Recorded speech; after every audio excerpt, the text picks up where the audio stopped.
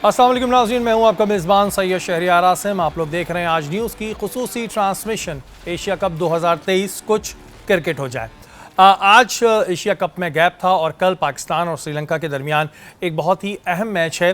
काफ़ी चीज़ें हमें सुनने में आ रही हैं, लेकिन जो बड़ी खबर है वो ये है कि नसीम शाह एशिया कप से बाहर हो चुके हैं। उसके अलावा हारिस रऊफ खेलेंगे या नहीं खेलेंगे ये भी अभी तक कुछ नहीं पता है। हमारे साथ इस वक्त लाइन पे मौजूद हैं सरफराज नवाज साहब, फॉर्मर टेस्ट क्रिकेटर हैं, लेजेंडरी फास्ट बॉलर हैं, बात करें तो रिवर्स स्विंग के बानी हैं। अस्सलाम वालेकुम सरफराज भाई। वालेकुम सलाम। सरफराज भाई कैसे हैं आप? खैरियत से? आखिर से ठीक चल रहा है लंदन में। सरफराज भाई, अभी पाकिस्तान और इंडिया का जो मैच हुआ था उसमें 228 रन से हमें शिकस्त का सामना करना पड़ा। मैं सुन रहा था कि आपने भी कुछ शक्को शुबात का इजहार किया है, क्या कहेंगे इस पे? शक्को शुबात की मतलब ये है कि एकदम सारा कुछ आपने चेंज देखा है। बैटिंग भी इस तरह की हुई है, उसके बाद बॉलिंग जो मेनली पाकिस्तान की सुपर बॉलिंग कहलाती है। इवन अराउंड द वर्ल्ड लोग तारीफ करते हैं कि पाकिस्तान की बॉलिंग की तरह किसी के पास ऐसी बॉलिंग नहीं है। फिर 140 प्लस के बॉलर हैं 3। तो ये ऑल ऑफ ए सडन जो बॉलिंग का हमने देखा है कि इंडिया ने बड़ी आसानी से खेला है। 1-2 कैचे छूटे हैं शुरू में, लेकिन उसके बावजूद मैं कहूँगा कि बॉल की लाइन और लेंथ ऑल टुगेदर चेंज हुई थी। और उसमें एक्सपीरियंस बॉलर भी थे हमारे, ये भी नहीं कि कोई नए बच्चे थे। तो मैं इस पे हैरान हूँ कि ये कैसे एकदम ऐसे सिनेरियो बदला। तो ये हैरान कुन बातें हैं जी। बिल्कुल सरफराज भाई, वाकई में देखिए ना, शाहिद खान आफरीदी भी ये बात कर रहे हैं कि किस अंदाज से खेले कि हम लड़ते हुए दिखाई नहीं दिए। ये कौन सा खेलने का अंदाज है। लेकिन रमीज़ राजा साहब ने स्टेटमेंट आज बड़ा सख्त दिया। उन्होंने कहा कि बाबर आजम लकीर के फ़कीर ना बने। फ़खर ज़मान के हवाले से देख लें क्या सूरत हाल दिखाई देती है। और उसके साथ साथ इफ्तिखार अहमद के बारे में कहा कि अब वो भी रिटायरमेंट की करीब है। आप एग्री करेंगे आप इस बात से? देखें, लकीर का फ़कीर तो मैं पिछले 3 मैचों से कह रहा हूँ। तो राजा ने ये बात भी की है। तो उसके बाद ये तो देखें, फखर ज़मान आउट ऑफ फॉर्म, और उसका आपका सामने देख लें कैच भी छूटते हैं और फिर रन भी नहीं हो रहे। तो जबरदस्ती उसको टीम में डाला जा रहा है कि जी बड़ा प्लेयर है, कल कर लेगा, परसों कर लेगा। भाई अगर नहीं कर रहा तो फारिग करें। आपके पास शफीक लेके गए हुए हैं। फिर मिडिल ऑर्डर में आपके पास ये साउथ शफीक है, 2 शफीक आपके पास मौजूद हैं, एक ओपनर है। अगर यहाँ भी आपका दिल नहीं मान रहा तो फिर आप उसके पास आपके पास है रिजवान, वो भी ओपन करता रहा है, उसको ही ले जाएं। नीचे दूसरे 2 प्लेयर ले आए। तो ये भी नहीं कर रहे। कोई लकीर के फकीर ही हैं कि यही टीम खेलनी है। उसके अलावा जो 17-18 प्लेयर लेके गए हैं वो क्यों लेके गए जी। सरफराज भाई, लेकिन इसमें खुद रमीज़ राजा साहब का अपना कितना बड़ा रोल है, क्योंकि जब वो चेयरमैन पाकिस्तान क्रिकेट बोर्ड थे उन्होंने बाबर आजम को बहुत ज़्यादा इख्तियारात दिए थे। और उसके बाद से जो है वो ये जो हम बात करते हैं कि एक ग्रुप बन गया जो टीम सेलेक्ट करता है, 3-4 लड़के मिलके टीम का फैसला करते हैं। तो इसमें भी तो उनका भी तो अपना रोल रहा। आज वैसे उन्होंने सही सरजनिश की, लेकिन रोल तो उनका भी रहा। नहीं, राजे की तो बात छोड़े ना, ये तो ऐसे जो बातें कर रहा है अब कर रहा है। उस वक्त क्या कर रहा था जब ये चेयरमैन था? कोई आदमी इससे खुश नहीं था, प्लेयर को या आम आदमी हो। फिर ये इंडियन जो थे अपना जर्नलिस्ट, उनसे बकबक करता रहा। आपके सामने है दुबई में क्या कुछ नहीं हुआ। तो चेयरमैन का ये ऐसा काम तो नहीं होता कि इस तरह की जाके आप लड़ाइयाँ करें इंडियन जर्नलिस्ट से। उसके बाद अपने जो आपके प्लेयर हैं, आपके कुलीग हैं, उनसे ही आप ना मिलें, इस तरह की फिरौनियत दिखाएं। तो ये कैसे? अब ये जो अब बाबर आजम के ऊपर कह रहा है कि 3 प्लेयर हैं, तो उसके पे आर्थर क्या कर रहे हैं वहाँ? उसके बाद जो दूसरे कोचेज हैं अंग्रेज सारे जमा किए हुए हैं, वो क्या कर रहे हैं? क्या उनकी कोई से नहीं है? आर्थर तो आपके पास आ गए, वो तो डर्बी शहर में बैठ गए। अब तो वहाँ यहाँ से तो जा चुके हैं। वो तो 2 मैच थे आपके अफगानिस्तान की सीरीज के, 2 मैच आपके एशिया कप के सिर्फ इसलिए आए थे, वो तो वापस चले गए। नहीं, जो भी है वो मशवरा तो देता होगा ना कुछ अपने जो लोग उसके दूसरे कोचेज उसने ला कर रखे हुए हैं, तो कोई बात तो होती होगी कि सरफराज भाई पिच वो कैसे है। तो उन कोच की आप क्या बात करेंगे, जरा बताइएगा वो कोच क्या कह रहे हैं? अच्छा, जो हेड कोच हैं ब्रैडमन साहब, वो तो कह रहे हैं कि जो इंडिया से हमारी शिकस्त हुई है ये हमारे लिए एक तोहफा है, क्योंकि हमने 3 महीने से कोई मैच नहीं हारा था, तो ये एक तरीके से हमारे लिए वेकअप कॉल है। उन्हें तो उसको तोहफे का नाम दे दिया सरफराज भाई। बस ये बाहर के लोग आप रखेंगे, और ये सारा आपने जो भर्ती किया हुआ है, इस ऑल ओनली आर्थर जो डायरेक्टर बना दिया बाद में नजम सेठी ने, कितना बड़ा ब्लंडर किया, और उसने जो कहा है वही लोग सारे लगा लिए। तो अब साउथ अफ्रीकन ज्यादा आपने बाल ली हैं, तो साउथ अफ्रीका के जो आपके पास पता ही है कि जो साउथ अफ्रीका की टीम थी उसमें क्या कुछ नहीं होता था, उनके प्लेयर भी जो इन्वॉल्वमेंट रही है, और उसके बाद ऑफिशियल भी। तो आप ऐसे लोगों को क्यों लेके पाकिस्तान टीम के लिए लाते हैं जी? अच्छा सरफराज भाई, अभी जो श्रीलंका से मैच है उसके लिए 2 फास्ट बॉलर बुलवाए गए, जमान खान और धानी। आप क्या समझते हैं ये सही फैसला है? क्योंकि जमान खान की अगर हम बात करते हैं तो उन्होंने अभी तक कोई ओडीआई यानी कि 50 ओवर का तो मैच खेला ही नहीं है, और धानी ने भी जो है वो 2 मैचेस खेले। तो क्या ये जो ऑप्शन में 2 इन्होंने फास्ट बॉलर बुलाए, ये ठीक है? देखें, मेरा ख्याल है कि जो अपना जमान खान की बात करते हैं तो वो तो इंग्लैंड में मैचेस खेलता रहा है, इनफॉर्म रहा है, और अच्छी परफॉर्मेंस भी दी है, तो उसको तो मैं कहूँगा कि जरूर खिलाएं, क्योंकि वो यॉर्कर अच्छे करता है और राउंड आर्म एक्शन भी है उसका, जल्दी से आदमी पिक नहीं करता जो नए प्लेयर हैं। तो उसके बाद आपके पास दूसरा जो अनफिट है, उसके लिए आपके पास ये वसीम जूनियर है ना जी। तो ये 2 प्लेयर आपके पास, 2 अगर फास्ट बॉलर अनफिट होते हैं, लेकिन ऊपर की अगर आप बात कर लें कि रिजवान ओपन कर सकता है आपका, अगर उसको फखर को निकाले तो वो पहले ओपन करता है, कामयाब भी रहा है, बीच में 2 आप प्लेयर डाल सकते हैं अपने जी।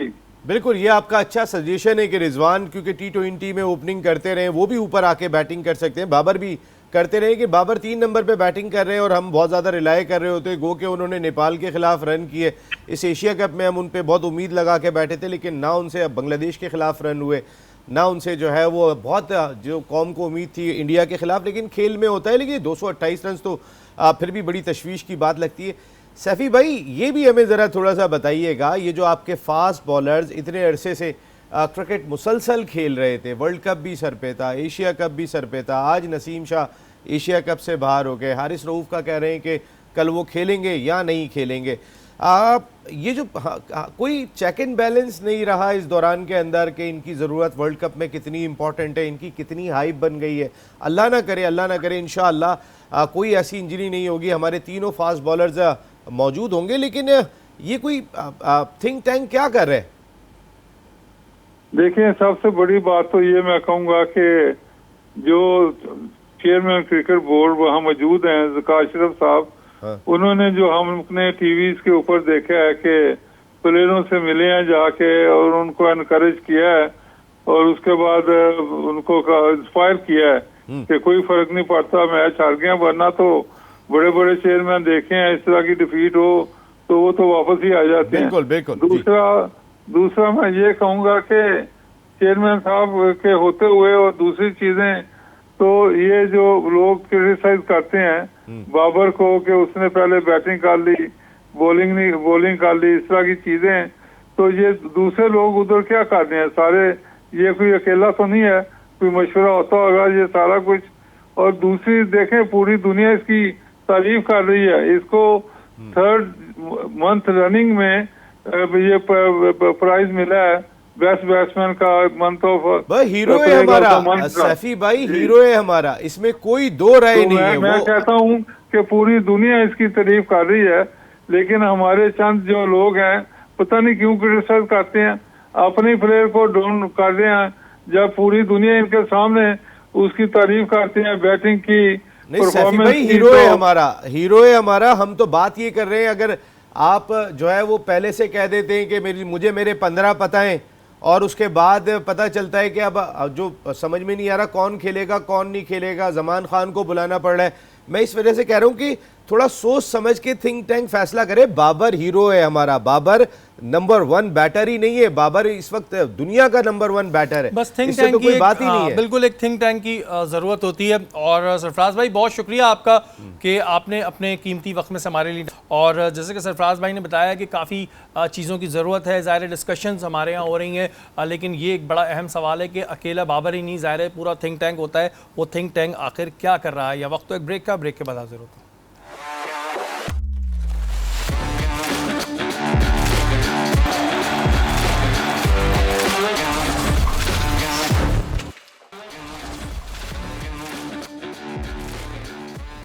वेलकम बैक नाज़रीन, आप लोग देख रहे हैं एशिया कप की खुसूसी ट्रांसमिशन कुछ क्रिकेट हो जाए। नज़ीम भाई, जैसे कि सरफराज भाई से भी हमने बात की कि रमीज़ राजा की जानिब से एक बड़ा ही सख्त स्टेटमेंट आया कि कैप्टन और मैनेजमेंट अपना लव अफेयर फ़खर के साथ ख़त्म करें और बाबर लकीर के फ़कीर हैं। ये क्या मतलब, इस बात का मकसद क्या था? जैसे कि आपने ही बताया कि रमीज़ राजा तो ख़ुद भी जब सेलेक्टर थे तो उन्होंने बाबर को बड़ा स्पेस दिया हुआ था। इस बात का मकसद क्या बन रहा है? देखिए, जब वो चेयरमैन पाकिस्तान क्रिकेट बोर्ड थे, जिसका अभी तस्करा भी कर रहे थे, वो उस वक्त हम बार बार ये मीडिया बात करता था कि रमीज़ राजा साहब ने बाबर आजम को बहुत ज़्यादा इख्तियारात दे दिए। असल उसकी दूसरी वजह ये थी, रमीज़ राजा साहब जब चेयरमैन पाकिस्तान क्रिकेट बोर्ड थे, जो हम सुनते हैं वो बहुत ज़्यादा जो वहाँ की दरो दीवार थे headquarter Pakistan cricket board Gaddafi stadium Lahore के, उस पर बहुत भरोसा नहीं करते थे। अक्सर जब टेलीविज़न पे भी दिखाते थे किसी मैच के दौरान वो अकेले बैठे हुए या शायद उनकी फैमिली बैठी है, बहुत कम होता था कि कोई ऑफिशियल भी उनके साथ जो है वो मैच देख रहे हैं। रमीज़ राजा साहब उस पर उन्होंने शायद इस चीज़ में समझा होगा कि बाबर को एज ए कप्तान मजबूत किया जाए। हो सकता है कि ये उनका फ़ैसला सही हो, लेकिन एक तो वो मशवरे बहुत कम किया करते थे, लेकिन वो पाकिस्तान में ना किसी को एक हद तक इख्तियारात दे सकते हैं आप शरीफ भाई, बहुत ज़्यादा इख्तियारात नहीं दे सकते, क्योंकि जब बहुत ज़्यादा इख्तियारात आ जाते हैं कोई ना कोई चेक एंड बैलेंस लाजमी रखना होता है। बहुत ज़रूरी है। उसका क्या नतीजा निकला? उसका ये नतीजा निकला कि 3-4 लोग मिलके, जो हम सुनते हैं टीम के ज़राए से कि वो मिलके टीम बनाते हैं, बाबर हो गए, रिजवान हो गए, कहीं ना कहीं शहनशाह अफरीदी का भी रोल होता है, एक आध और शादाब वगैरह, ये मिलके टीम बनाते हैं। लेकिन अब जो टीम बना रहे हैं उनमें से भी पता नहीं है जी, फ़खर शादाब का नहीं पता, फ़खर का नहीं पता, उनकी फॉर्म जो है इस वक्त जो है वो सब परेशान हुए हैं कि हमारे समझ नहीं आ रहा कि एकदम प्लेयर हुआ क्या है, इस वक्त की क्या सूरत हाल है। रमीज़ राजा साहब ने बात तो बिल्कुल ठीक कही है कि आप समझाया बाबर आजम को कि भाई अब फ़खर इनफ, बहुत हो गया। अगर आप कल के मैच में फ़खर को खिलाते हैं, इससे बड़ा कोई अहमकाना फ़ैसला ही नहीं होगा, क्योंकि आप जो भी अगर बचा कुचा भी कॉन्फिडेंस ले गए ना, वो भी ख़त्म कर देंगे। 9 मैच 180 रन, कोई मजाक नहीं हो रहा। आप पाकिस्तान को रिप्रेजेंट कर रहे हैं, सर पे वर्ल्ड कप आ गया है। जहाँ तक उन्होंने इफ्तिखार अहमद की बात की,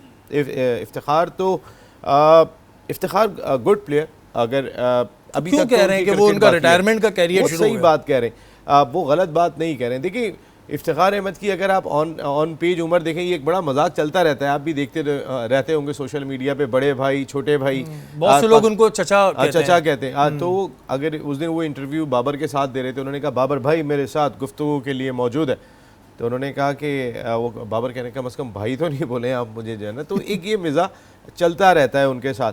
बात वो गलत नहीं कह रहे, हमें मिडिल ऑर्डर बैटर कोई ऐसे दरकार हैं जो रिलायबल भी हों। देखें, इफ्तिखार अहमद को हमने बहुत ज़्यादा रिलायबल नहीं देखा। एक दिन उन्होंने सेंचुरी स्कोर कर दी, एक दिन कोई 36 बहुत आउटस्टैंडिंग रन कर दिए, लेकिन उसके बाद मोस्टली हमने उनको स्ट्रगल करते हुए देखा। ये अनफॉर्चुनेट है कि इस वक्त हमारे पास जो है हम उसे यूज़ नहीं कर रहे। सऊद शकील डिपेंडेबल बैट्समैन है, एक प्रॉपर बैट्समैन है। इफ्तिखार मकसद है कि उस वक्त उन्होंने बहुत काम ज़रूर किया कहीं ना कहीं पाकिस्तान क्रिकेट के लिए पैचेस में कि जब ज़रूरत थी, लेकिन अभी आपके पास एक ऐसा बैटर मौजूद है कि जिसको आप ट्राई आउट कर चुके। आपने श्रीलंका की कंडीशन में देखा था, और वो टेस्ट क्रिकेट को भी पर ओवर जो है वो 6 रन बना के खेल रहा था। इस तरह से सऊद शकील ने बैटिंग की थी। अच्छा, अभी तक जो ज़राए से वैसे चीज़ें सामने आ रही हैं वो ये आ रही हैं कि सऊद शकील जो हैं वो कल का मैच जो है वो खेलेंगे, लेकिन अभी तक कंफर्म नहीं है। आतिफ, आपकी मेरे जानिब ख्याल में आऊंगा, खेलेंगे, कंफर्म सलमान है की जगह। हाँ, कंफर्म है अब तक कि सऊद शकील खेलेंगे, और अगर बारिश ना हुई तो सऊद शकील ज़रूर खेलेंगे और इंशाल्लाह परफॉर्म भी करेंगे। आतिफ, आपकी जानिब आऊँगा, हमने पहले भी ये बात की थी कि फेवरेटिज्म बहुत है, दोस्ती यारियाँ बहुत हैं। आज रमीज़ राजा भी कह रहे हैं कि भाई लव अफेयर ख़त्म करो। जी बिल्कुल, ये चीज़ें तो चल ही रही हैं, जैसा कि आप देख रहे हैं पूरे थ्रू आउट मैचेस में जो चलता आ रहा है कि ट्रू सिलेक्शन, मैं पहले से कहता आ रहा हूँ कि ट्रू सिलेक्शन होनी चाहिए कि अगर एक टीम आपने सेलेक्ट करके भेजी है और उसमें से अगर 11 का स्क्वाड खेल रहा है, उसमें कोई लड़का परफॉर्म नहीं कर रहा है तो रिप्लेसमेंट होनी चाहिए, ताकि जब रिप्लेस करेंगे तो उस जो प्लेयर को बिठाएंगे उसको भी एहसास होगा कि यार मैंने परफॉर्म नहीं किया और मुझे बिठाया जा रहा है। सही बात। और जो लड़का नया है उसको जब खिलाएंगे तो वो लड़का परफॉर्म करेगा, उसने अपना स्टार्ट लेना है पाकिस्तान से। तो जैसे अभी 2-3 लड़के हैं, जैसे अभी सऊद शकील हैं, अच्छा प्लेयर है, आपके सामने 2-3 आपके बैट्समैन फ्लॉप हो गए हैं, आपके सामने फ़खर जमान रन नहीं कर रहा है, स्ट्रगल कर रहा है, इफ्तिखार की कोई ख़ास परफॉर्मेंस नहीं है, इसके अलावा सलमान आगा की आपके सामने कोई परफॉर्मेंस नहीं है। तो ये कुछ चीज़ें हैं, आप देखें, आपको चेंज करना पड़ेगा। आप चेंज करेंगे तो आपको मैच में रिजल्ट निकलेगा। आप उन्हीं प्लेयरों पर अगर एतमाद करते रहेंगे जो फ्लॉप होते जा रहे हैं, तो ये फिर एक चीज़ जाहिर हो रही है कि यार ये फ्रेंडशिप और दोस्ती यारी ही चल रही है। जब टीम अपनी मर्जी से लोग बना रहे हैं, मैं तो ये हैरान हूँ कि मैनेजमेंट कहाँ है, जो टीम मैनेजमेंट के साथ जो लोग हैं वो कहाँ हैं। अच्छा, ये कोई रोल नहीं होता कल टीम जो का। टीम है पाकिस्तान की जो खेल रही है श्रीलंका के अगेंस्ट, उनके मैं नाम ज़रा आपको बता दूं। मोहम्मद हारिस हैं, इमामुल हक हैं, बाबर हैं, मोहम्मद रिजवान हैं, सऊद शकील हैं, इफ्तिखार अहमद हैं, शादाब खान हैं, मोहम्मद नवाज़ हैं, शाहीन आफरीदी हैं, वसीम जूनियर और जमान खान। ठीक है ये टीम, नसीम भाई? जो टीम अनाउंस की गई है, ज़रा दोबारा एक रिपीट करेंगे इसमें जो अभी नए नाम हमारे सामने आए हैं वो सऊद शकील हैं और वसीम जूनियर और जमान, उसके मोहम्मद हारिस हैं, सॉरी हाँ, और इसमें जो है बाकी शादाब हैं, शादाब खेल रहे हैं, और मोहम्मद नवाज भी हैं। जी, बोर्ड की प्रेस रिलीज असल में अभी हमारे पास भी आ जाती है। देखिए, शादाब खेल रहे हैं, शादाब क्यों खेल रहे हैं? आप इसकी ज़रूरत नहीं है, मेरा नहीं ख्याल कि आपको शादाब को खिलाने की ज़रूरत है यहाँ पे। अगर आप ये समझते हैं कि हम शादाब को कॉन्फिडेंस दे रहे हैं, आप कॉन्फिडेंस नहीं दे रहे, थोड़ी सी वेकअप कॉल दें कि शादाब आप कोई बहुत ज़्यादा हर चीज़ जो है वो नेसेसरी नहीं है। तो अब मोहम्मद हारिस ओपन करेंगे, हालांकि सरफराज नवाज साहब का बहुत अच्छा सजेशन था कि आप यहाँ पर ओपन करवाते रिजवान से, आप चेक कर लेते कि भाई रिजवान ने कैसा परफॉर्म किया। ऐसे बड़े मेक शिफ्ट ओपनर हैं जिन्होंने फिर उसके बाद बड़ा परफॉर्म किया, वो मिडिल ऑर्डर से जो है वो आए और उसके बाद उन्होंने बहुत ही ज़बरदस्त परफॉर्म किया। ऐसी बहुत सारी एग्जांपल्स मौजूद हैं। तो ज़्यादा बेहतर होगा कि अगर वो समझते हैं कि रिजवान इस जगह पे एडजस्ट हो जाते हैं तो आपको मिडिल ऑर्डर में बढ़ाने का मौका मिल रहा है, आपको मिडिल ऑर्डर अपनी और ज़्यादा तगड़ी करने का मौका मिल रहा है। विकेट कीपर आपके जो है वो अगर ऊपर से आके बैटिंग कर लेते हैं तो आपकी मिडिल ऑर्डर बैटिंग बढ़ जाती है। अभी इस टीम को मैं देख रहा हूँ तो रिजवान को भी आपने जब शामिल किया है, हारिस को भी शामिल किया है। रिजवान को खैर खेलना चाहिए, मेरे अपनी ज़ाती राय में रिजवान नहीं बिठाए जा सकते थे, एकदम से बहुत ज़्यादा चेंजेस भी नहीं हो सकती, लेकिन रिजवान की भी परफॉर्मेंस कहीं ना कहीं थोड़ी सी देखनी चाहिए। और अगर हारिस को खिला रहे हैं, वो विकेट कीपर हैं, तो लेकिन इस वक्त शायद रिजवान को नहीं बिठा सकते थे। सऊद शकील की आपने बात की, सऊद शकील को तो होना ही था। शादाब खान वाइस कैप्टन, अगर वाइस कैप्टन होने की वजह से खेल रहे हैं तो मेरे ख्याल है फिर वाइस कैप्टन का ओहदा ख़त्म कर दें। मैं आपको बताऊं, आप वाइस कैप्टन वजह नहीं बनती। अच्छा, अगर ये आप कहते हैं कि शादाब नहीं होते तो फिर शादाब की जगह क्या नाम इस वक्त आप रेकमेंड करेंगे? उसामा अमीर। देखिए, आप एक आपके पास स्पिनर मौजूद है वहाँ पे, वो भी लेग ब्रेक बॉलर है, वो भी आपके लिए एक चांस मौजूद है, तो वाई नॉट। देखिए, मामला पता है क्या, वही वाली बात जो मैंने आपको कही कि चंद लोग मिलके टीम बनाते हैं, उसमें कहीं ना कहीं अगर कोई फंसा होता है और उसको बचाने की कोशिश कर सकते हैं तो फिर वो ये एक नेचुरल फिनोमिना भी है। और ये कहीं नहीं, मेरे ख्याल है दुनिया भर में होता होगा, हमारे यहाँ शायद थोड़ा सा ज़्यादा होता होगा। इस वक्त शादाब अगर यहाँ पे उसामा अमीर कल के मैच में 5 आउट कर देते हैं तो उसके बाद पूरा प्रेशर डेवलप होगा। इस वक्त हर जगह से ये बात हो रही है कि शादाब नहीं होने चाहिए, शादाब नहीं होने चाहिए, शादाब से उस तरह परफॉर्म नहीं हो रहा है, तो फिर आप उसामा मीर को इस मैच में शामिल करते हैं। अच्छा, ये जो प्लेयर्स 11 है, इसमें कितने नाम ऐसे हैं जो आप समझते हैं कि ये नहीं होने चाहिए थे इसमें?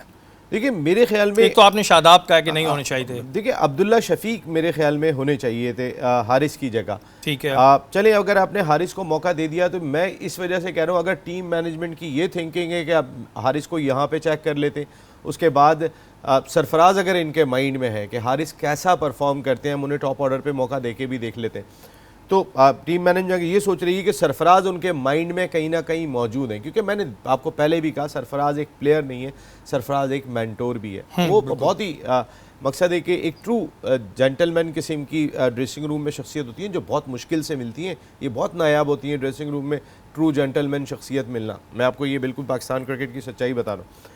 लेकिन इसमें अगर ज़्यादा बेहतर जो है वो यहाँ पे अब्दुल्ला शफीक को मौका दिया जाता तो ज़्यादा बेहतर था, क्योंकि अब्दुल्ला शफीक एक कॉम्पैक्ट बैट्समैन है, थोड़े से ज़्यादा कॉम्पैक्ट है। ठीक है। अच्छा जी, ये चीज़ जो होती है जैसे हमने पहले भी डिस्कस की थी कि अभी भी कुछ ऐसे नाम इस प्लेयर्स 11 में आए हैं जो इसमें नहीं होने चाहिए थे और जो स्क्वाड में लेकर गए हैं उन्हें ज़रूर जो है चांस मिलना चाहिए था। इस परफॉर्मेंस के बाद 228 की शिकस्त के बाद तो डेफिनेटली उनका चांस बनता था, उन्हें भी ट्राई करना चाहिए था, लेकिन नहीं किया गया। कुछ नामों में अभी भी यहाँ पर कुछ मामला शेकी हैं। यहाँ वक्त तो एक ब्रेक का, ब्रेक के बाद हाजिर होंगे।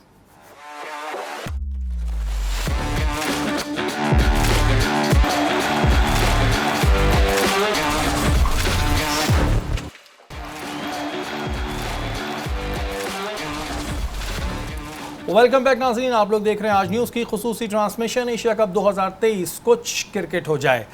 जैसे कि मैंने बताया था कि जी नसीम शाह जो है वो एशिया कप से बाहर हो गए और हारिस रऊफ भी मैच नहीं खेल रहे हैं। नसीम भाई, जो इनको इंजरीज़ आई हैं अभी ठीक है, ये सुनने में आ रहा है कि जी इतनी ज़्यादा इंजरी नहीं है और वर्ल्ड कप में जो है ये आ सकते हैं, लेकिन इंजरी के बारे में एक ये बात होती है कि इंजरी जब किसी को आती है तो उसके बाद वो फौरी तौर पे दोबारा भी आ जाती है, क्योंकि अगर इंजरी में थोड़ा सा ही प्रॉब्लम हो।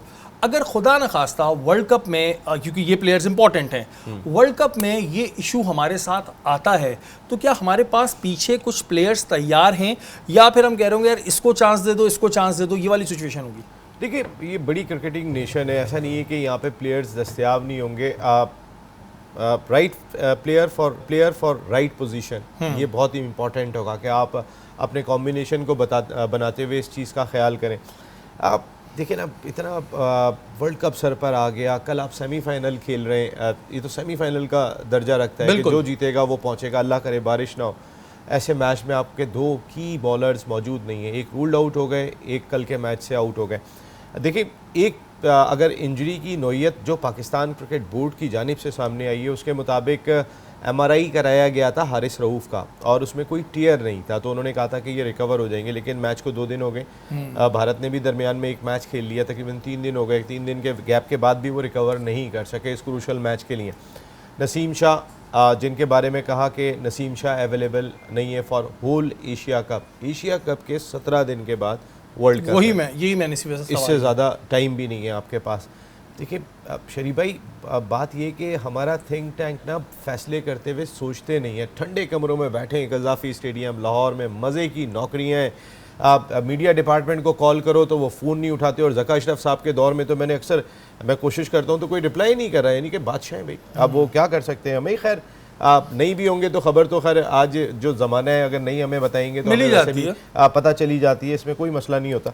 लेकिन जो इम्पोर्टेंट चीज़ इस वक्त हम देख रहे हैं वो बड़ी कोई तशवीशनाक सूरत हाल पाकिस्तान क्रिकेट टीम की दिखाई दे रही है। आप प्लेइंग 11 बनाते हुए भी जो है वो अब्दुल्ला शफीक को शामिल नहीं कर रहे हैं। आपकी इस बैटिंग में अगर आप देखेंगे तो स्टेबिलिटी कहाँ दिखाई दे रही है?